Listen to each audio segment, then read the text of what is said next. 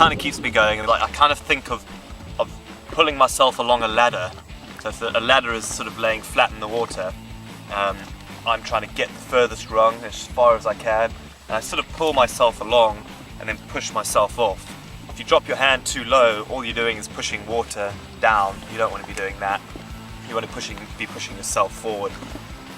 And that last motion is the one that's quite strong. But unfortunately, that last one is the one that sort of goes when you're really tired. So you tend to stretch, and you do this one half-heartedly when you're knackered, and then this one just sort of falls behind. So you've got to really concentrate on pushing yourself forward from behind, and that's really important.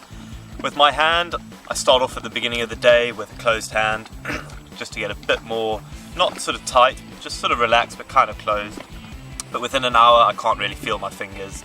The water's 13 degrees, so they go numb. So my hands stay quite wide, just because I have no control over them anyway.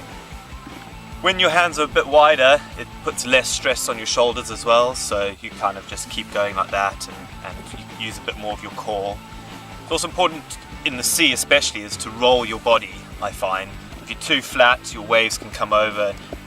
There's been times when I go to take a stroke and the wave is so high my hand doesn't even actually leave the water. I only breathe to my right because most of my waves, because of the westerly winds, come in from my left, and if I breathe to my left I'd be drinking a lot of water. So I'm a bit disproportionate on my sort of strength at the moment. I seem to be using my right arm a lot more than my left, just because when there's big waves, this arm sort of is the one that I'm using to steady myself as I breathe, and this shoulder drops a little bit. But my biggest tip is just to sort of relax a little bit, feel the waves, and try and stretch as far as you can and use your whole length of your body to pull that stroke in.